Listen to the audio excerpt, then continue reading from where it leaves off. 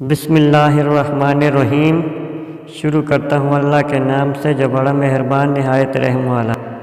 روشنی کی دنیا کے معزز ناظرین، السلام علیکم۔ گمان کے ساتھ ہونا۔ حضرت ابو ہریرہ رضی اللہ تعالیٰ عنہ نے بیان کیا کہ نبی کریم صلی اللہ علیہ وآلہ وسلم نے فرمایا، اللہ تعالیٰ فرماتا ہے کہ میں اپنے بندے کے گمان کے ساتھ ہوں، اور جب وہ مجھے اپنے دل میں یاد کرتا ہے تو میں بھی اسے اپنے دل میں یاد کرتا ہوں، اور جب وہ مجھے مجلس میں یاد کرتا ہے تو میں اس سے بہتر فرشتوں کی مجلس میں اسے یاد کرتا ہوں، اور اگر وہ مجھ سے ایک بالش کے قریب آتا ہے تو میں اس سے ایک ہاتھ قریب ہو جاتا ہوں، اور اگر وہ مجھ سے ایک ہاتھ قریب آتا ہے تو میں اس سے 2 ہاتھ قریب ہو جاتا ہوں، اور اگر وہ میری طرف چل کر آتا ہے تو میں اس کے پاس دوڑ کر آ جاتا ہوں۔ صحیح بخاری شریف حدیث نمبر 7405۔